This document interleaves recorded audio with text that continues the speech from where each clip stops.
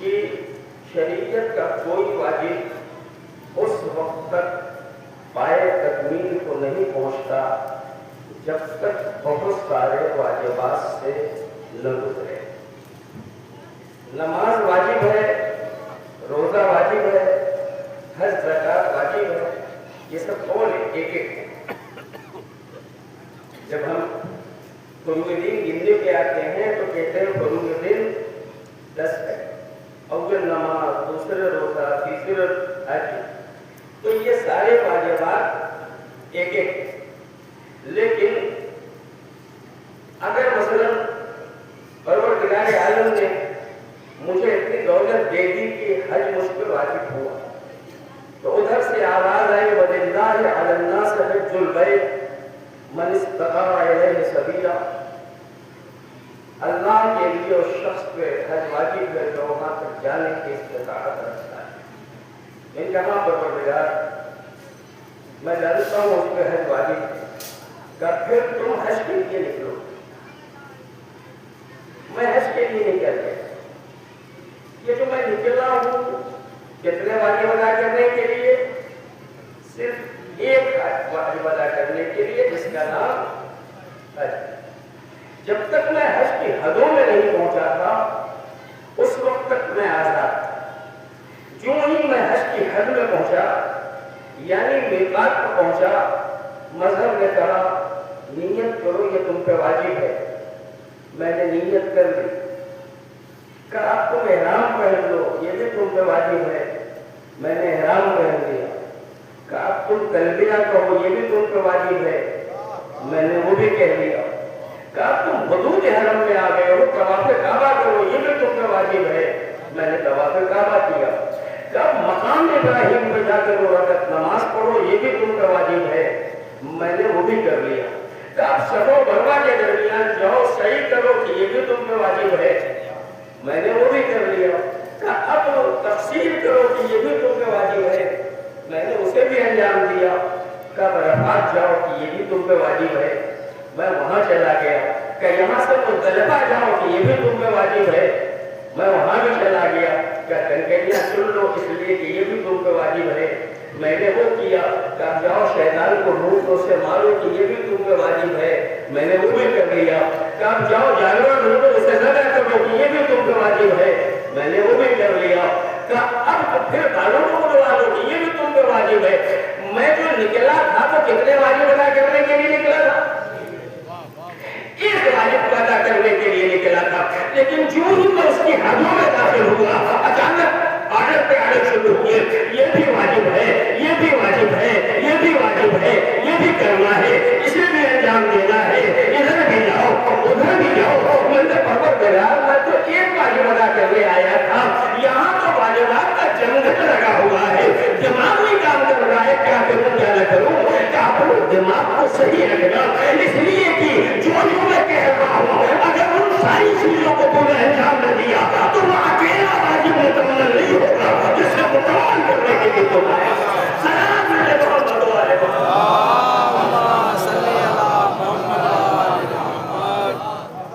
پتہ چلا مذہب کا کوئی بھی واجب انجام دینے کے لیے بہت سارے واجبات سے گزرنا پڑتا ہے۔ ابھی تھوڑی دیر کے بعد نماز کا وقت ہو جائے گا۔ نماز بظاہر ایک واجب ہے، لیکن مثلا آپ وضو کر کے آئے تھے اور آپ نے سوچا مسجد دور ہے، حالانکہ یہاں بالکل بغل میں ہے، آپ نے کہا مسجد دور ہے وضو کر کے آیا ہوں، سجدہ جیب میں ہے، چلو یہی نماز پڑھ لو۔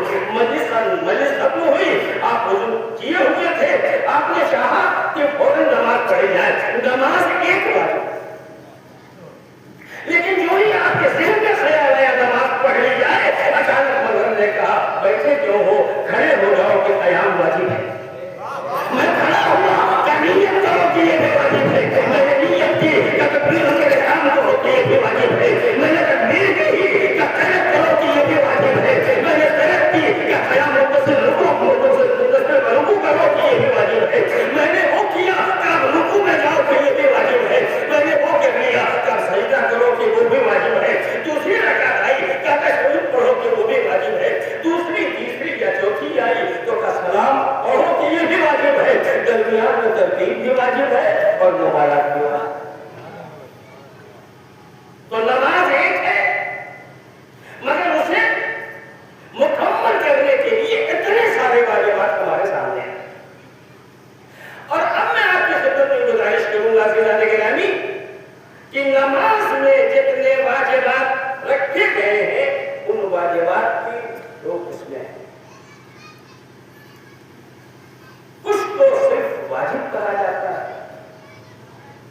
को वाजिब रुकनी कहा जाता है। कुछ खाली वाजिब है और कुछ वाजिब है रुकनी है। वाजिब और वाजिब रुकनी में फर्क है कि अगर नमाज पढ़ते पढ़ते कोई वाजिब छूट जाए और हमने ये सोचा कि ये तो गई नमाज, मसलन का बिल्कुल नहीं, तुम आगे बढ़ते रहो, हम बाद में बताएंगे कि तुम्हें नमाज एहतियात पढ़नी है कि सजदे सहू करना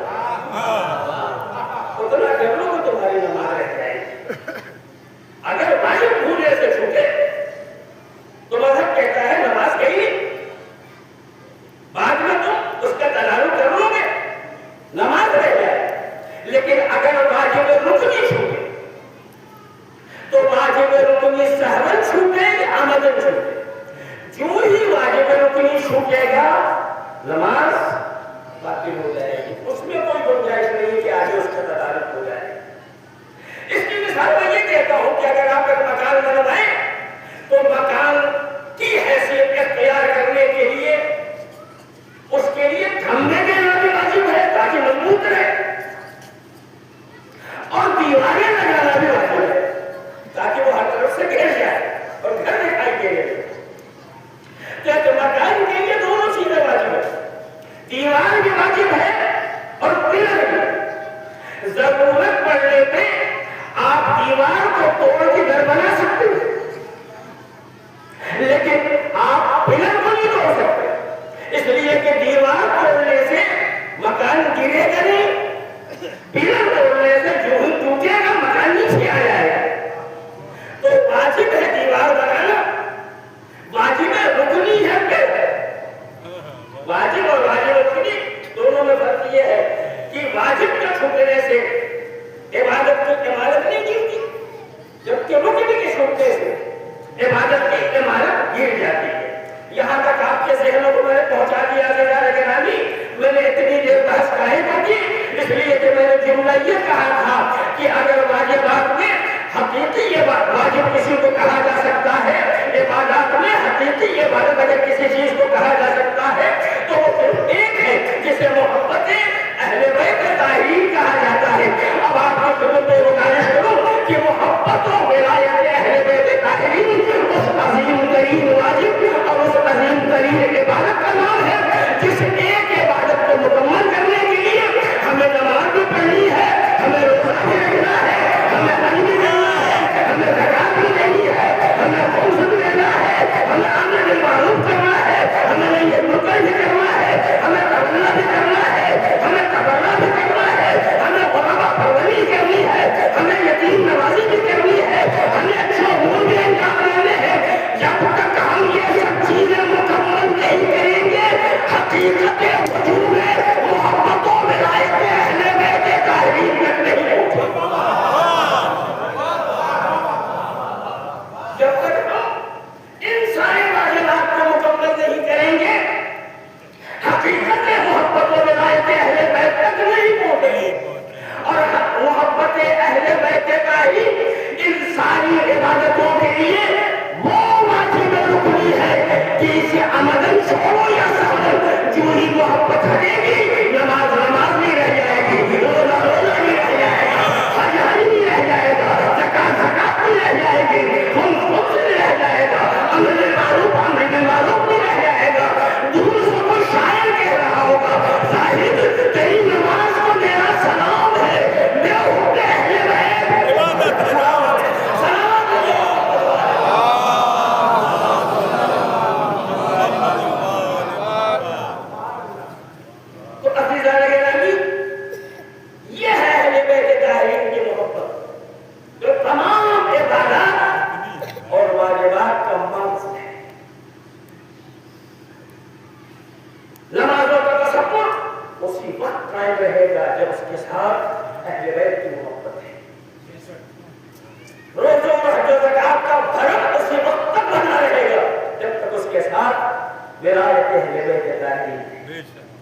और इनके हटते ही किसी चीज की कोई अहमियत नहीं रह जाए, किसी चीज का कोई वजन नहीं रह जाए।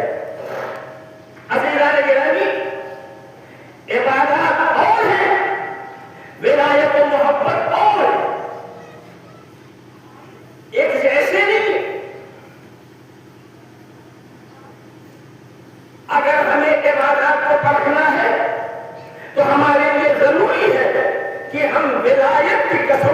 परखे। सोना नकली भी होता है और असली। असली है कि नकली कैसे पहचाना जाए? तो उसकी कसौटी होती है, उस पर रखा जाएगा, वो फौरन बता देगी कसौटी ये असली है कि नकली। कोई पूरी जिंदगी नमाज़ें पढ़े, सजदे में आ जाए और फिर उस पर विलायत की कसौटी को परखा जाएगा। विलायत बताएगी ये नमाज और रोजा और सजदे हैं या खाली चक्करे हैं। कोई पूरी जिंदगी तवाफ़ काबा करे और फिर विलायत की कसौटी पर परखे। विलायत बताएगी ये ज़हनी चक्कर है या तवाफ़ खाने काबा है। कोई जिंदगी भर ज़कात दे, विलायत की कसौटी पर परखा जाएगा। विलायत बताएगी ये इसराफ़ माल है या ज़कात है। कोई जिंदगी भर दीन के नाम पर बेगुनाहों का कत्लेआम करे और उसे जिहाद कहे, उसे विलायत को लाकर परखा जाएगा। विलायत बताएगी इसे जिहाद कहा जाता है या दहशतगर्दी कहा जाता है।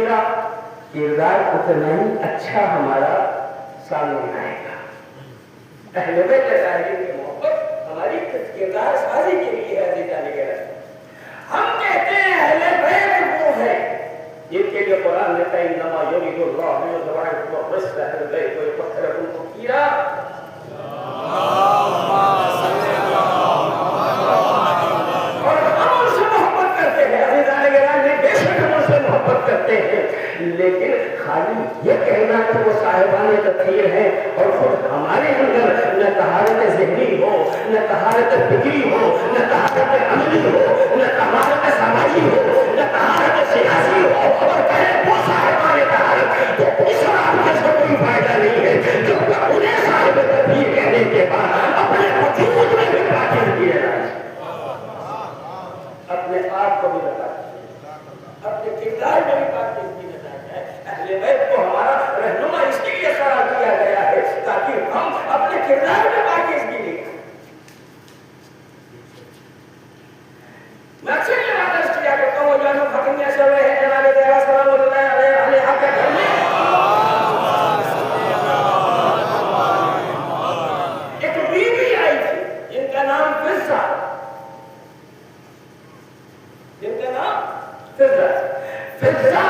जन्नत मासूमा के घर में हाफिज़ कुरान बनने के लिए आई थी, इनके मकतब में दाखिला लेने के लिए आई, इनके मदरसे में पढ़ने के लिए आई। सारे उलमा ये बयान करते हैं कि वो कनीज़ी के आई थी, खिदमत के लिए आई थी, इस घर के देखभाल के लिए आई थी, शहजादे की मदद के लिए आई थी। सब जानते हैं उनका मकसद न पढ़ना था न लिखना था, उनका मकसद था शहजादी का हाथ बजाना, खिदमत करना, घर के उमूर में उनके साथ साथ रहना,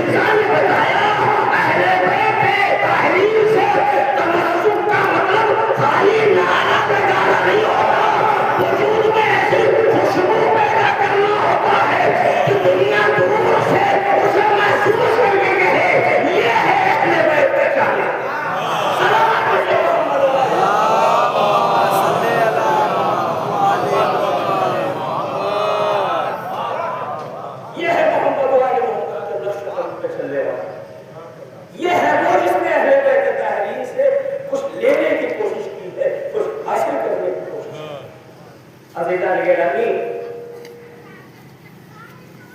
یقیناً اہل بیت طاہرین سے محبت بہت اہم ہے، مگر خالی کہنا کام نہیں کرے گا جب تک کہ کچھ ہم دینے کی اپنی کے ساتھ نہیں کریں، ہماری جو طاقت ہے، ہماری جو قوت ہے، اس کے اعتبار سے تو اللہ نے یہ محبت ہمارے حوالے کیوں کی؟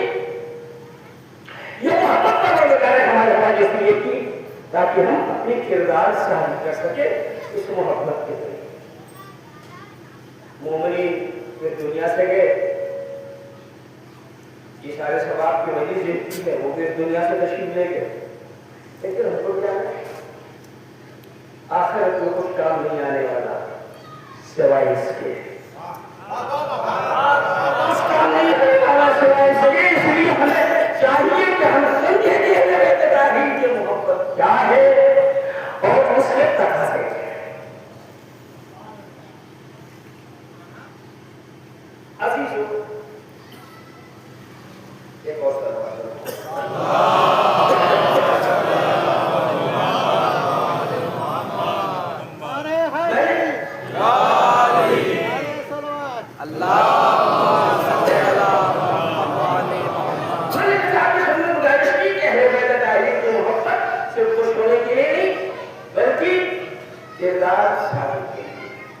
پروردگار ہمیں بلندیوں کی طرف لے جانا چاہتا ہے۔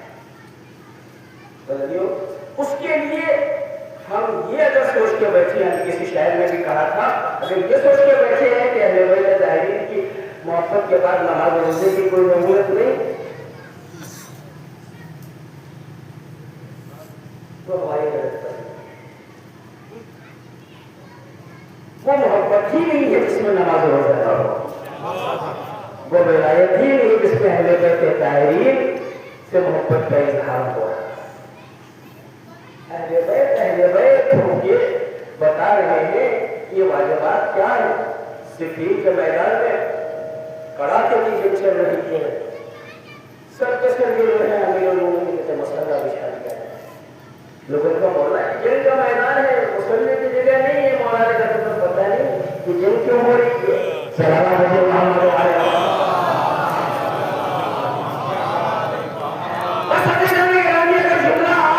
اپنے دل پہ نہ لے تو میں کہوں کہ مولا کو اس جنگ کے میدان میں پڑا تھا کہ یہ جنگ کیوں ہو رہی ہے، مگر ہمیں مجلسوں میں بھی یہ پتہ نہیں چل رہا کہ یہ تقریر سے ولایت کیوں ہو رہی ہے۔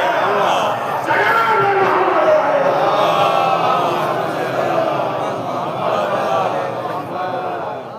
ضرورت ہے سمجھنے کی کہ ولایت کیا ہے، ضرورت ہے سمجھنے کی محبت کیا ہے اور ہمیں کن امور کو انجام دینا چاہیے۔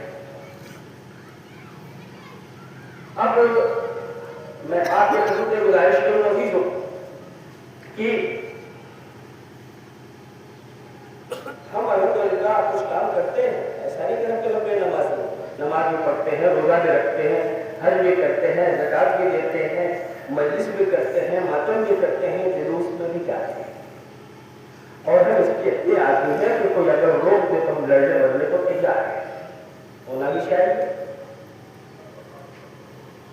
ٹھیک ہے۔ لیکن سوال یہ پیدا ہوتا ہے کہ یہ ہم کیوں کرتے ہیں؟ ایک آدمی یہ سب کرتے کرتے 80 سال 82 سال کا ہو گیا، وہ شاید چل نہیں پا رہا ہے، لڑکھڑاتا رہتا ہے، مگر کرتا رہتا ہے۔ تو میں کیا چچا جان، بہت کر لی آپ نے مجلس، بہت کر لی آپ نے ماتم، بہت پڑھی نمازیں، بہت رکھ لی روزے، اب بس بھی کیجیے، کیوں بس کروں؟ اس سے ہو گیا، کیوں بس کروں؟ اے میں کہا آپ کی صحت اور آپ کی عمر، اس لیے میں کہہ رہا تم سے مطلب میں کر رہا ہوں نا، جب بہت مزید ہوئے تو میں نے کہا اچھا یہ بتائیے آپ یہ کر کیوں رہے؟ بچپن میں ابا نے شروع کیا تھا، ان کی انگلی پکڑ کے چلے تھے اور آج تک چل رہے، کیوں کر رہے؟ کرے بس نہیں کر رہے، ہم نے تو کوئی تو وجہ ہوگی، کبھی اچھا کام ہے کر رہے ہیں، اچھا کام کوئی نتیجہ ہوگا، ہر کام کا نتیجہ ہو۔ کہنے دیکھیے ہم زیادہ تو نہیں جانتے، بچہ جانتے ہیں، دنیا عزت سے گزر جائے، آخرت میں درجات بدل ہو جائے۔ میں کہتے کہ آخرت کے درجات آپ کتنے بدل کرنا چاہتے ہیں؟ کہیں سب ہے بدل، مگر ہم چاہتے ہیں دنیا عزت سے گزرے، آخرت میں بدل کے درجات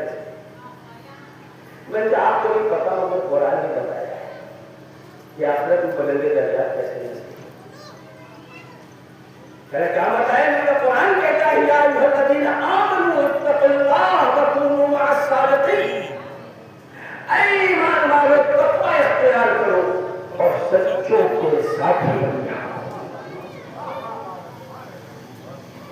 اللہ جو اشتراک آئے خود سے یا رسول اللہ کے ذریعے یا اہل بیت کے ذریعے مومن کو متقی بنانا چاہتا ہے، متقی اس لیے بنانا چاہتا ہے تاکہ وہ اس لائق ہو جائے کہ سچوں کا ساتھی بن جائے۔ سلام علیہ محمد والے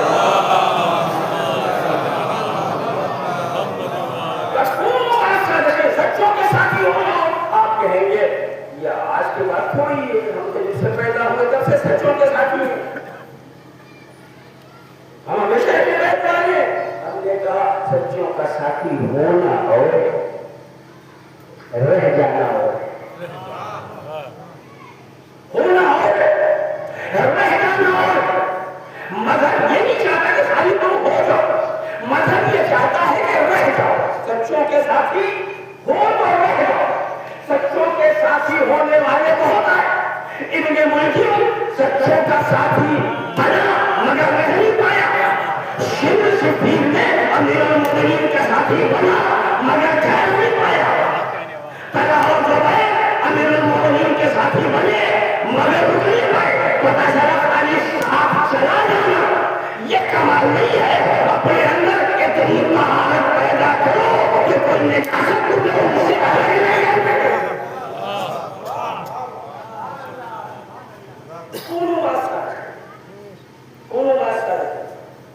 سچوں کے ساتھی ہو۔ ساتھی ہونے کے لیے کیا ضروری ہوتا ہے؟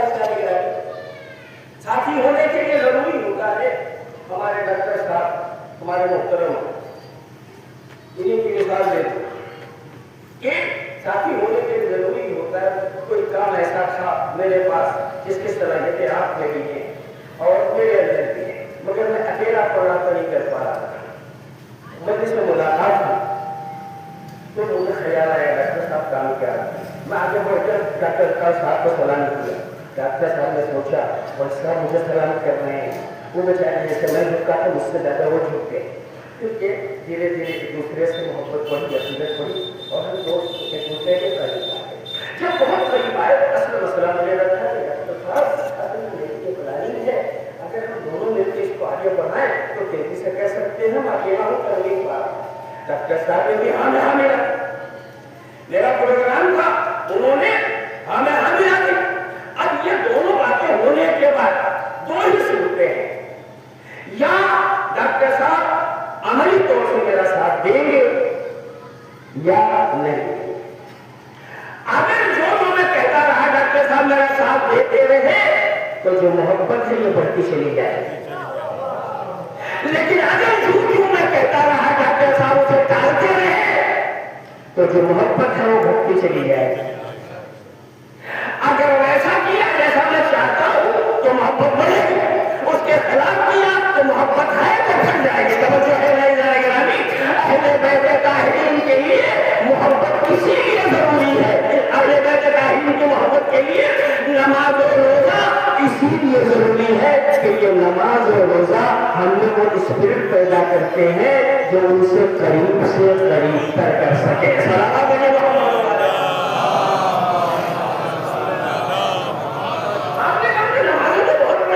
اللہ نہیں ہے، ایسی کوئی بات ہے۔ میں نے کہا چونکہ آپ نے نماز وہی پڑھی ہے جو سب پڑھتے ہیں، آپ سمجھتے نماز کیا ہے؟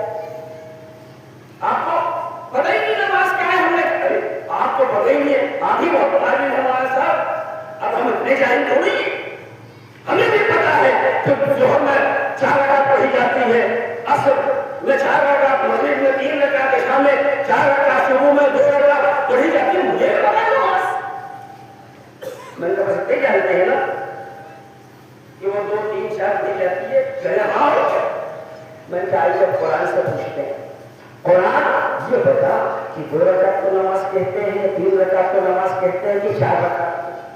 پورا قرآن چپ ہے، کوئی جواب نہیں دیا۔ ارے میں تو کچھ تو بتاؤں نا، کہیں سے کوئی آواز نہیں۔ اب میں نے حدیث سے پوچھا، حدیث تو بتائے 2 رکعت نماز ہے کہ 4 دیتی ہے؟ حدیث کسی کو کچھ بول رہی ہے، میں گھبرایا نہ قرآن کچھ بول رہا ہے نہ حدیث، گھبرا کے بن جا تو یہ جو ہم کہتے ہیں کچھ نہیں ہے، کہیں کچھ ہے۔ ہم نے کہا کیا ہے؟ کہ وہ نماز کی صورت ہے، نماز کی شکل ہے، نماز کی ترتیب ہے، نماز کی ترتیب ہے، نماز کی رکعتیں ہیں، نماز کا طریقہ ہے۔ میں نے کہا نماز کا وہ نماز نہیں، شکل و صورت و ترتیب سب کچھ ہے، نماز نہیں ہے۔ میں نے کہا اچھا تو نماز کیا ہے؟ اب سنیں گے نماز کیا ہے؟ قرآن کہتا ہے ان الصلاۃ تنہی عن الفحشاء والمنکر، نماز میں 2 رکعتوں کو کہا جاتا، نہ 3 رکعتوں کو کہا جاتا، نہ 4 رکعتوں کو کہا جاتا۔ نماز اس عمل کا نام ہے جو آدمی کو برائیوں اور بے حیائیوں سے روکے۔ اگر یہ کام 2 رکعتوں سے ہو جائے تو 2 رکعت کو نماز کہا جائے گا، اور اگر زندگی بھر کی نمازوں سے نہ ہو پائے تو آدمی سر رکھنا ہے، نمازیں نہیں ہے۔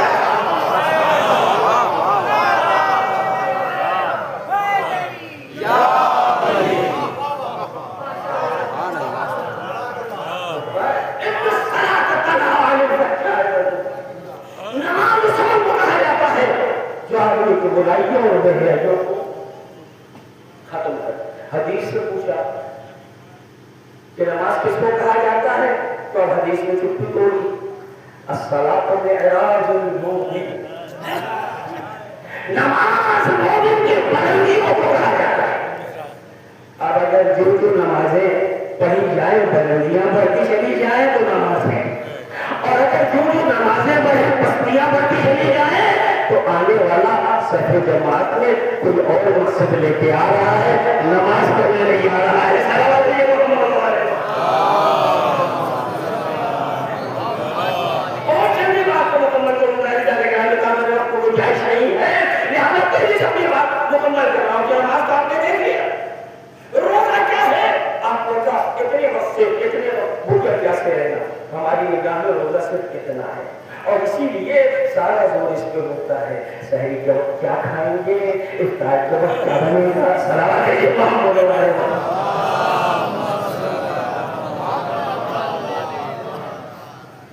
ہم نے روزہ کی مطلب کو سمجھا، امام صادق علیہ السلام فرماتے ہیں روزہ دار میں کم سے کم جو چیز واجب ہے وہ بھوک و پیاس ہے، جسے ہم سب سمجھتے ہیں مانتے ہیں کم سے کم سے کم۔ آٹھویں امام سے پوچھا مولا پھر روزہ کیا ہے؟ کہ روزہ دار جب روزہ رہے، فکر روزے سے رہے، دل روزے سے رہے، دماغ روزے سے رہے، نگاہیں روزے سے رہے، کان روزے سے رہے، زبان روزے سے رہے، ہاتھ روزے سے رہے، پیر روزے سے رہے، آب و زبان روزے سے رہے۔ اس لیے کہ روزے کا مقصد تقویٰ حاصل کرنا ہے، تقویٰ خالی بھوک پیاس سے حاصل نہیں ہوگا جب تک پورے وجود کو اللہ کے احکام کا پابند بنا دیا جائے۔ ٹھیک ہے نا؟ اب زکات نکالو، کیوں نکالو؟ یہ کھلیان سے نکلتی ہے، کیوں؟ جسے کھانا ہے پاک ہو جائے۔ بھیڑ بکری سے نکلتی ہے، کیوں؟ گوشت کھاتے ہو، دودھ پیتے ہو، نکال تو یہ بھی پاک ہو جائے۔ سونے چاندی سے نکلتی ہے، کیوں؟ نکال دو، اس سے تو اپنے آرائش کے سامان بناتے ہو، پاک کر لو۔ توجہ ہے اللہ کے رامی، زکات ہو گئی، آگے بڑھے، خود سے نکالو۔ ہم کیوں نکالے؟ میں نے سب کمایا ہے کہ نکال دو، اس لیے کہ تم اسی پیسے سے زمین خریدو گے، وہ پاک رہے، بنیاد بھرو گے، وہ پاک رہے، دیوار بناؤ گے، وہ پاک رہے، پلر لگاؤ گے، وہ پاک رہے، دروازے لگاؤ گے، وہ پاک رہے، مکان بنواؤ گے، پاک رہے، رینوویشن ہوگا، وہ پاک رہے، نل لگواؤ گے، وہ پاک رہے، کھانا بنانے لاؤ گے، وہ پاک رہے۔ کیوں پاک رہے؟ تاکہ جب یہ ماحول پاک رہے گا تمہارا ذہن پاک رہے گا، تمہاری فکر پاک رہے گی، تمہاری زندگی پاک رہے گی، تمہاری سیرت پاک رہے گی، تمہارا کردار پاک رہے گا، تمہاری اولادوں کے اخلاق پاک رہے گا، تمہاری پوری زندگی کے نشے و فراغ پاک رہے گی۔ تو نماز کا مطلب ہے طہارت، روزے کا مطلب ہے طہارت، زکات کا مطلب ہے طہارت، خمس کا مطلب ہے طہارت۔ ہم نجاست میں رہنے والوں کو تو طہارتوں کا اتنا پابند کیوں بنا رہا ہے کہ اس لیے کہ جو تمہاری آخری منزل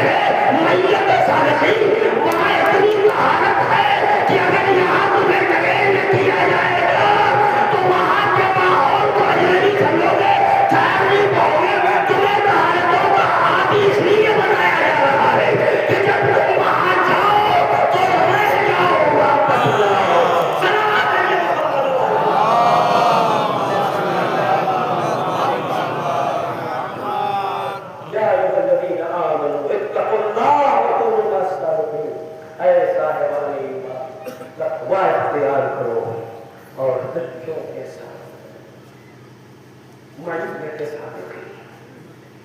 یہی ہماری پوری زندگی کا مقصد ہے۔ آخری بات کہہ کے بات کو تمام کرنا چاہتا ہوں کہ اہل بیت طاہرین نے ہر موقع پہ ہمیں اس بات کا سبق دیا ہے، محبت ہے تو ہماری معیت کی کوشش کرو، ہمارے ساتھ آنے کی کوشش کرو۔ ٹھیک ہے؟ ہماری زندگی میں دو دن بہت اہم ہے، ایک خوشی کے اعتبار سے اور ایک غم کے اعتبار سے۔ خوشی کے اعتبار سے سب سے اہم مانا جاتا ہے عید کو، غم کے اعتبار سے سب سے اہم مانا جاتا ہے عاشورہ کو۔ ٹھیک ہے نا؟ میں نے ابتدا میں کیا کہا؟ اصل چیز میں لگتے ہیں عید کے دن ہماری پوزیشن کیا ہوتی ہے؟ ماہ رمضان کا چاند ہمیں 30 کو دکھائی دیتا ہے اور عید کا چاند ہمیں 29 کو دکھائی دیتا ہے۔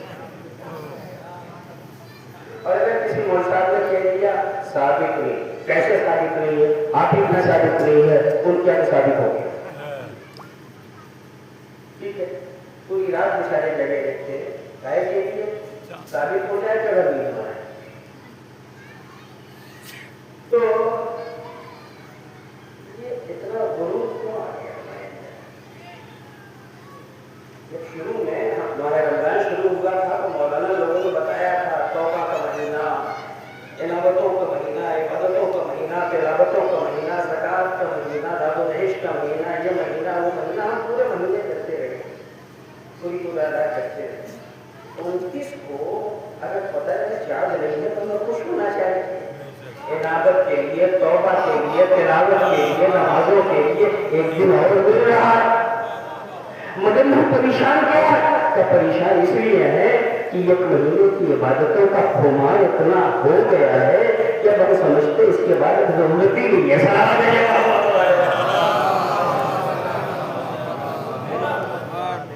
اتنا تو کر لیا، لیکن نہیں بھی کریں گے تو کیا؟ ٹھیک ہے نا؟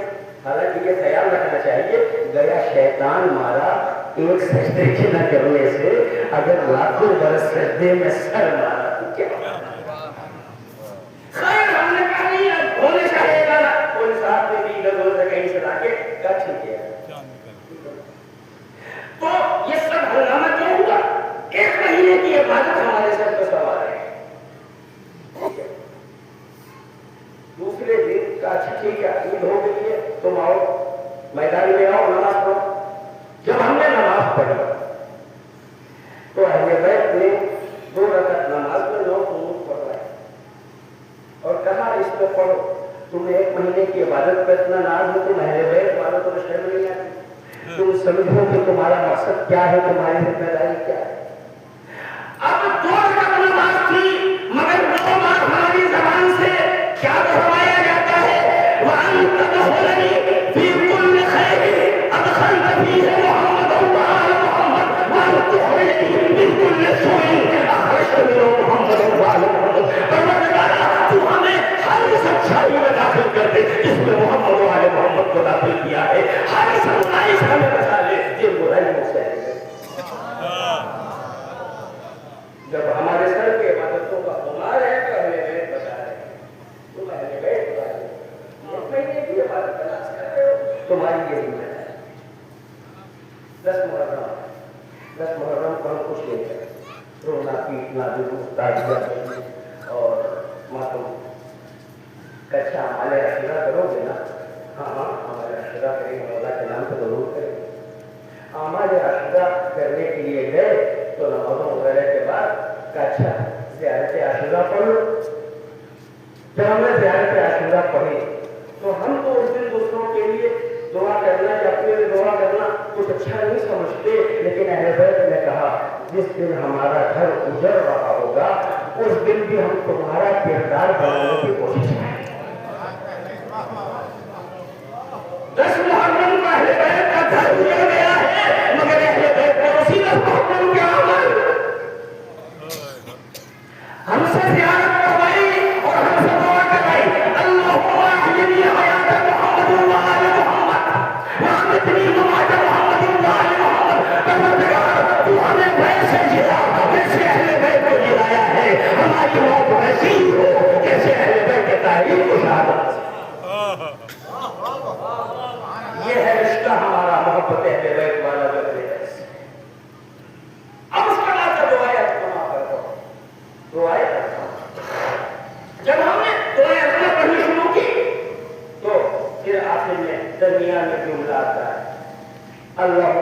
احیی حیات محمد وذریته وانفنی مماتہ، پروردگارا تو ہمیں ویسے جلا جیسے اہل بیت کو جلایا، ویسے ہی موت دے جیسے اہل بیت کو موت آئی۔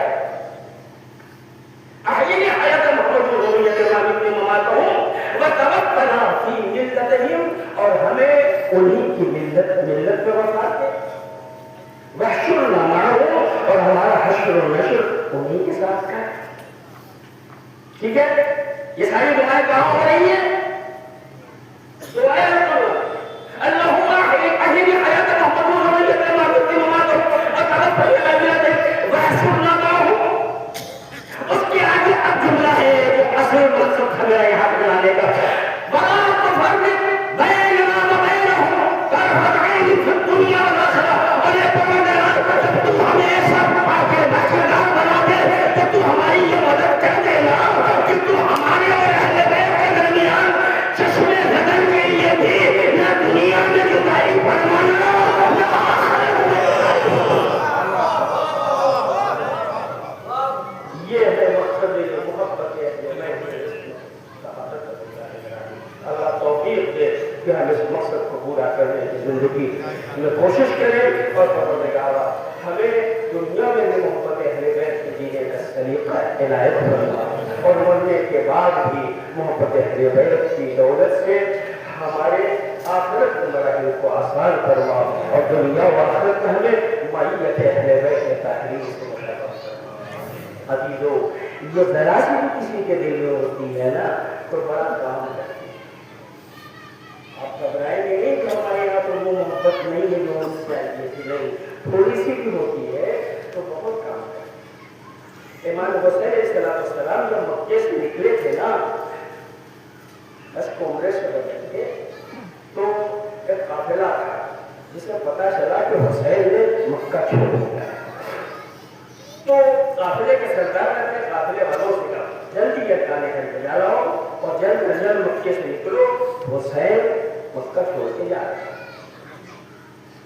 حسین آگے چلے، یہ قافلہ ارکان حج ادا کرنے کے بعد تیزی سے چل کے حسین کے قافلے سے ملتا ہے، لیکن جہاں ملاقات ہوتی ہے وہاں وہ حسین کے ساتھ نہیں جاتا، بلکہ دو راستے مثال کے طور پہ ہیں۔ اس سڑک پہ جانے کا ادھر سے بھی راستہ ہے، مثلا ادھر سے بھی راستہ ہے، امام ادھر سے جا رہے ہیں تو یہ قافلہ ادھر سے جا رہا ہے۔ سمجھے آپ کہ کس کا قافلہ ہے؟ یہ جناب زہیر خیر کا قافلہ ہے۔ میرا زہیر، جو تم نے حسین کے نام کو مکہ تیزی سے چھوڑا ہے تو یہ قافلے کے ساتھ کیوں نہیں جاتے؟ کل جاؤں گا، میں کہتی ہوں کیسے لیے کہ حسین کے مزاج سے مزاج نہیں مل رہا، نہ ان کے بابا کے مزاج سے میرا مزاج مل رہا ہے، نہ ان کے مزاج سے میرا مزاج مل رہا ہے۔ تو میں نے کہا پھر تم اتنی تیزی سے آئے کیوں اور مزاج نہیں مل رہا ہے؟ کہا اس لیے کہ کہیں فرزند کے فاطمہ پہ کوئی ناگہانی آفت نہ آ جائے۔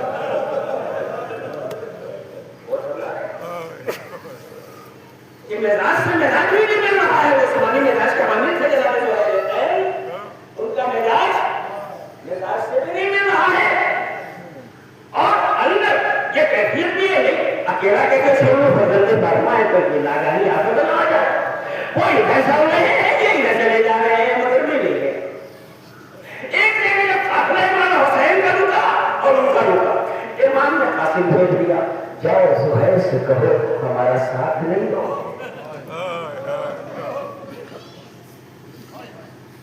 زہیر کو جب قاسم نے بات بتائی تو زہیر نے بالکل صاف صاف لفظوں میں انکار کر دیا کہ جا کے حسین سے کہہ دو میں آپ کے یزید کے بیچ میں دخل نہیں دینا چاہتا، اسی لیے میں آپ سے الگ الگ چاہتا ہوں۔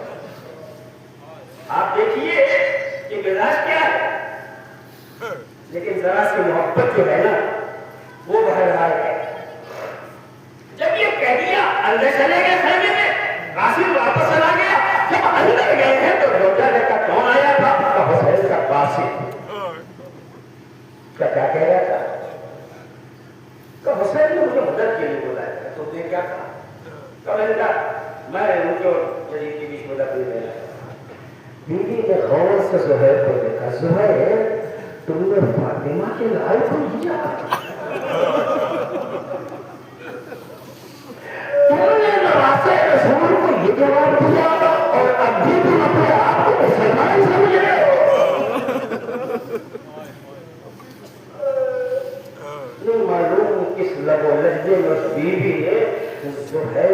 باتیں کہیں کہ اب زہیر کے دل میں اضطراب آ چکا ہے. اب واپس آئے تو اپنے قافلے سے کہتے ہیں قافلے والوں تم سب آزاد ہو, وطن چلے جاؤ, کہ تم کا میں حسین کی طرف جا رہا ہوں. یہ ذرا سی محبت کی جو کام کر رہی ہے, میں حسین کی طرف جا رہا ہوں. اچھا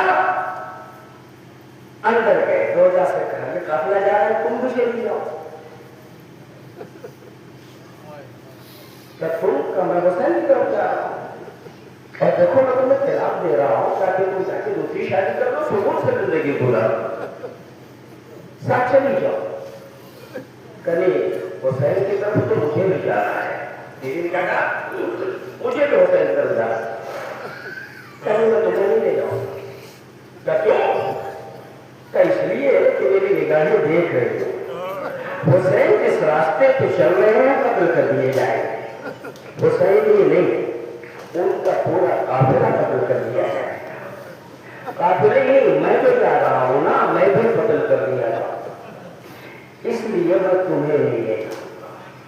کیونکہ مردوں کے قتل کے بعد خواتین کے ساتھ عرب والے جو سلوک کرتے ہیں, کیا تو تمہارے ساتھ ایسا سلوک ہو. جب زوجہ سے یہ باتیں کہیں تو زوجہ نے کہا تو ہے تم کہہ رہے ہو حسین مارے جائیں گے, قافلہ مارا جائے گا, تم بھی مارے جاؤ. تو کہا تو اس کے باوجود حسین اپنے ساتھ زینب کو لائے ہیں, اور ان کو لائے ہیں, کو لائے ہیں, پورے خاندان کو لائے ہیں. میں بھی جاؤں گی, جو ان کا ہوگا وہی میرا ہوگا. میں بھی اس کو قبول کر لوں گی. تمہیں بھی جو ہے کا جواب جو ہے کہتے ہیں مجھے پتا ہے حسین زینب کو لائے ہیں, مگر زینب تو اب کی رہے گی. حسین جو کرنے آئے ہیں وہ کر کے رہے گی. مگر میں ڈر رہا ہوں, میں اس مقصد سے جا رہا ہوں, میں تمہیں اس لیے نہیں لے جاؤں گا کہیں تمہاری محبت کو اس راستے پہ جانے سے ہو.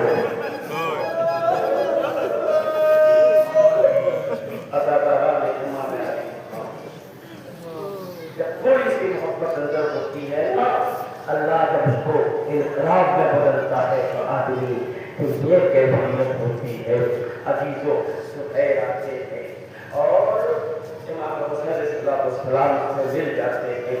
وہ وقت بھی آتا ہے جب سب کے سب شہادت کا باعث ہوتے ہیں اور جتنا شرف حاصل کیا جناب زہیر نے.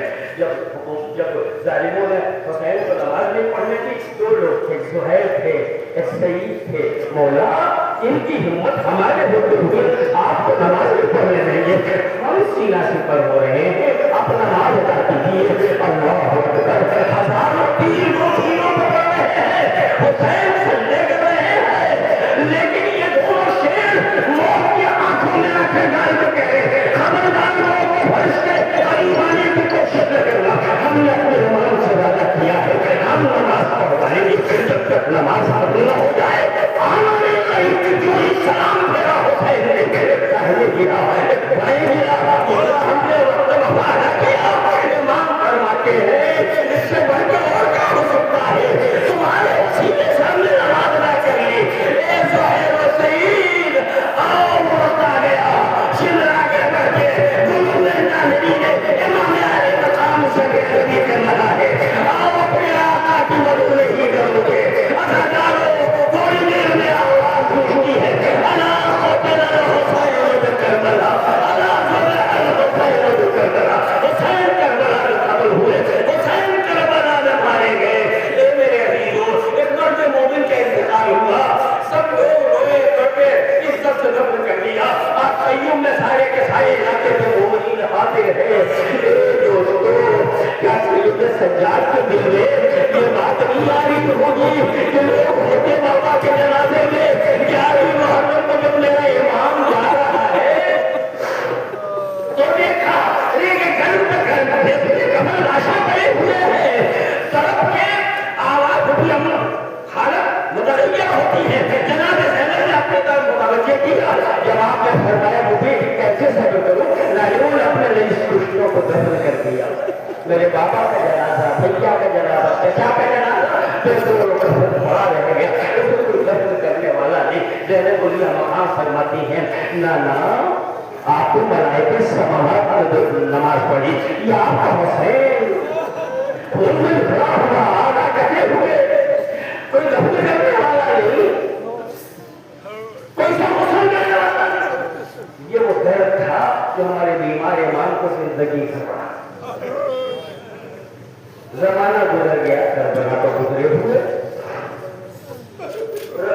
बीमार हमारे इमाम मदीने में जिंदगी गुजारे। एक दिन एक शख्स को देखा जो मदीने में लोगों से कह रहा है, अय्युहन्नास इरहमूनी अना रजुल गरीब, ऐ लोगों मेरी मदद करो, मैं मुसाफिर अजनबी आदमी हूँ।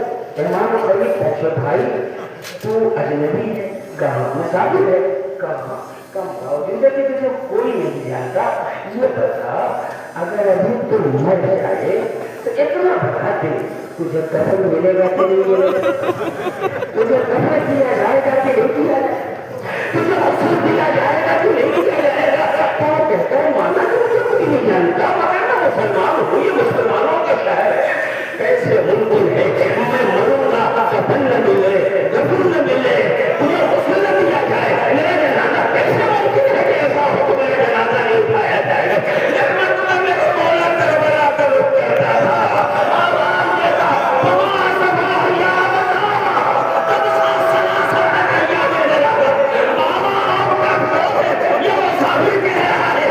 मिलेगा, कफन किया जाऊंगा, उसे लिया जाएगा। तीन दिन निकला था,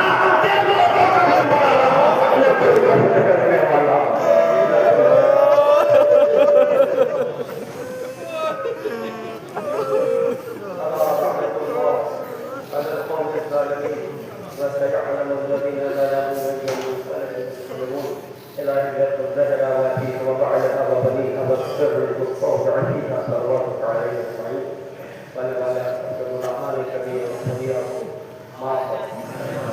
हम सबसे हसीन अमाल को अपनी बारगाह में शर्त हमारे इस मुख्तसर से इबादत को अपनी बारगाह में हम सब की तरफ से कबूल करें।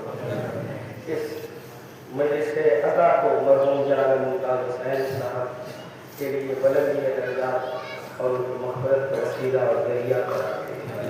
हम सब के मरहूमीन की मग़फ़िरत करें। हालात हाज़िरा में जुमला मोमिनीन व मोमिनात व मुस्लिमीन मुस्लिमात की जान व माल व तआफ़ुर व नस्लों का तहफ़्फ़ुज़, ज़ालिमों को नीज़ नाबूद फरमा, मज़लूमीन के बदल मुसरत फरमा। मरहले शफ़ाअत को शफ़ा कर देवे के तहरीर से मुस्तफ़ीद फरमा, दुनिया आखिरत में मईयत अहले बैत तहरीर में मुशर्रफ फरमा। उलमाए किराम, मलाइकत अलैहिस्सलाम, अक़बात आलिया, जमहूरी इस्लामी सबको हर लम्हा अपने हिफ्ज़ व अमान में रखें। हमारे ज़माने के अमान के ज़हूर में तारीफ़ हो, हमें उनके नासर और गुलामों में शामिल फरमा। रब्बना तक़ब्बल मिन्ना इन्नका अंतस समीउल अलीम। एक मरतबा सूरह हम्द की सूरत पढ़कर मरहूम मुमताज़ हुसैन साहब एक नज़ारा ऐसा है